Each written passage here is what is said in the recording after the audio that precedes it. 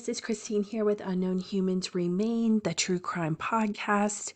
I apologize, first of all, that I'm a little behind here in getting the podcast out, but I was having some technical issues. All that's been resolved, and we are going to take a look today at this case, which is UP1633 in Namus.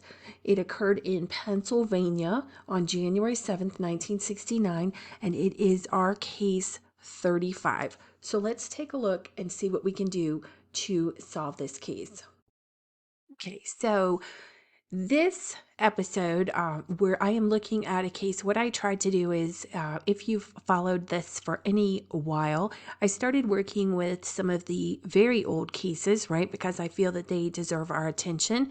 But then I thought, well, maybe I could just choose a case that's more recent and we would have more to work with. And but then I think it's kind of not fair. Like, how do I pick the right one? Is one case more important than the other? And no, it's not. But I started looking, I just put in some general parameters, and I saw, looking at this case here, you can see it looks like we have a lot of detail. And I thought, okay, maybe that gives us more to work with. So let's take a look at this case. It's hard being armchair or computer screen detectives, but we never know what we'll come up with, and let's see what we can do. So this, again, like I said, is a white male Caucasian. His body was found January 7th, 1969 in Philadelphia, Pennsylvania. And at the time, way back then, they estimated he was 55 to 70 years old. We have a medical examiner case number. And again, a white Caucasian male when we're looking at the demographics. Estimated age group, adult pre-70. Estimated age range, 55 to 70. Estimated year of death, 1969. And the estimated, I think that's post-mortem, pre-mortem interval, whatever the dead word is in Latin. Sorry, I know what they're talking about. I just don't know what the Latin words are for that. So they believe that he only died hours before he was found, okay? And January 7th, right? So we've got the date 1969, and we've got that it was just mere hours, which is very sad, okay? 5'8", height 5'8", weight estimated 215 pounds. And the body was found in 1969, and the Namus case was created in 2017. And that is a very long time for these interval to get these cases in there. We are unfortunately seeing our numbers rise, but we have to be thankful for that because that means that these poor folks that haven't had attention are finally getting into the system. And thank goodness, hopefully they have records, right? Thank goodness we have these documents and information. We'll see what's on this poor gentleman. Oh my goodness. I just read this. I'm sorry, folks. I did not look at this one. I try not to look at these, so you get it right from the horse's mouth, so to speak. And the circumstances of recovery, found dead and seated in a public theater. Okay, so that's when you look at how do they know that the person died within hours. There you go, because assuming here, right, we know what that word means. Someone could have placed him there, but I guess they're assuming that he purchased the ticket. I don't know if they had him on video in 1969. I don't think so. But depending on how they did that, he was in the theater. If he was the only person in the theater at that time, oh my goodness, everything is just making a ruckus today. So if they found him dead, okay. Like I said, it's been a tech time, a technology kind of crazy time. So he was found dead, seated in the public theater. So they have all parts recovered and a recognizable face. So I'll warn you, if you guys are watching this, oh my goodness, I think it's just going to beep and boop today.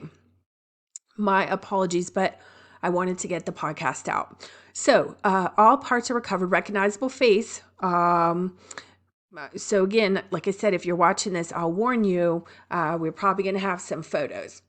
Physical description: gray hair or partially gray, dark and graying, buzz cut or short cropped. That was probably in line with the time in the 60s, right? No body hair, no facial hair. Hazel eyes. I have hazel eyes.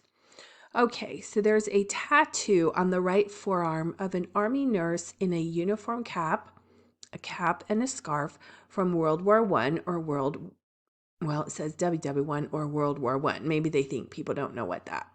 What do we call that acronym? I can't think today. What that designation is. All right. And we do have a picture here. We'll go back to that. So he was found with clothing wearing a gray hooded sweatshirt with zipper front. Okay, that's interesting. Not for the time of year necessarily, but that's kind of, what would we call that? Relaxed. Okay. A green jersey t-shirt, white cotton t-shirt, black beltless trousers, and white cotton socks, and low brown shoes. Oh, and here we have what looks to be a laundry tag. So that is interesting.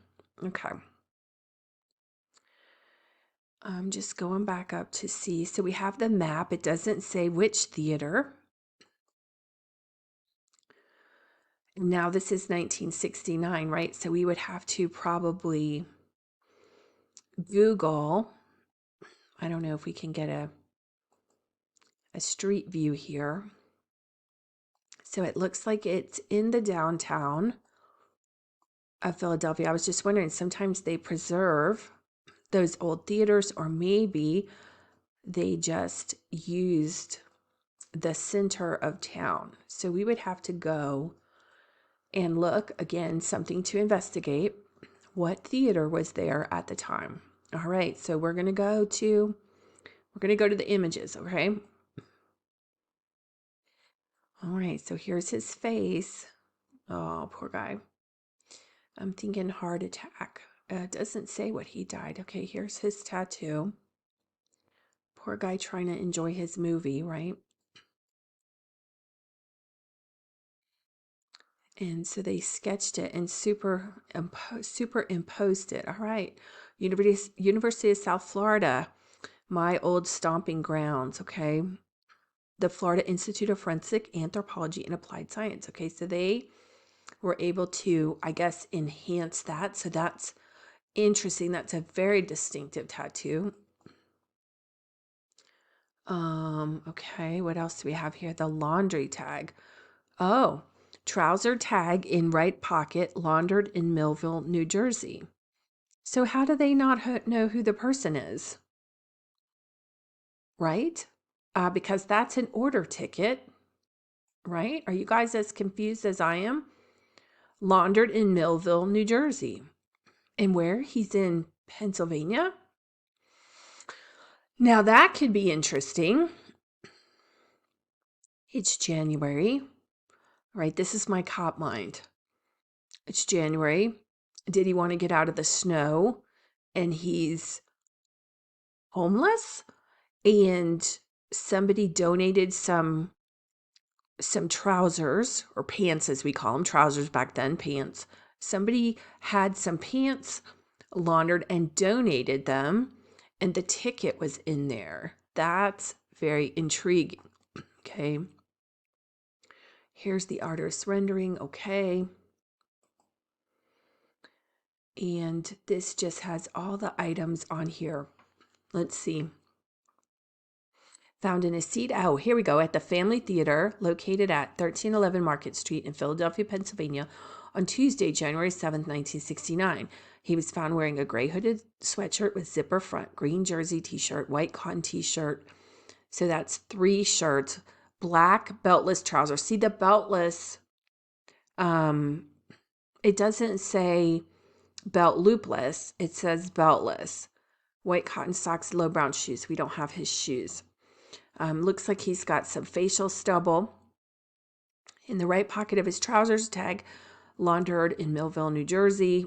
with a number, hazel-colored eyes, dark-colored hair that was turning gray, and a buzz cut. His right forearm also had a World War II. Now, this says World War II, which could be a typo because the other one said World War I, right? His right clavicle had a healed fracture.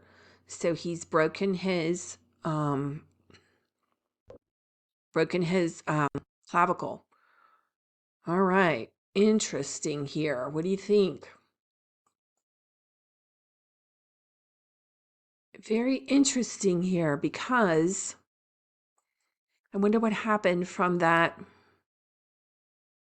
Millville, New Jersey. Let's see. Let's see if we can get some out of the street view here. Try not to kill my recording here. And let's get directions to Millville. I guess could be Philly, could be not that far. 46 minutes, 44 miles. Interesting. What do you think? Millville. Well, here's a theater over there. Okay, and it said, trying to find the, it just says laundered in Millville. So we would have to see what laundry services, but that's interesting. Very interesting. I'm thinking transient population, obviously, because nobody's claimed him, unfortunately. Interesting. Okay, I don't know. Lots to go on in this one. What do you think? Let me know. All right. Do you have a case to solve? Is there somebody in your, I was going to say neck of the woods, and that's not appropriate. I don't know. And then I'm thinking turkey neck. I'm sorry. Do you have a case to solve in your area? Is there something that we could look at? Something that you'd like to raise money, that we could get your person identified? Reach out to me and let me know. And we appreciate you getting involved by liking, subscribing, hitting the notification bell, and most importantly, sharing and talking to people about what we're trying to do to get these poor folks identified. And at this point, getting near to be Thanksgiving right now, I just want to say thank you. I'm so thankful for all of you that have really supported my mission with the books, from the clothing, the donations, spreading the word, and just taking an interest to listen to these people's story.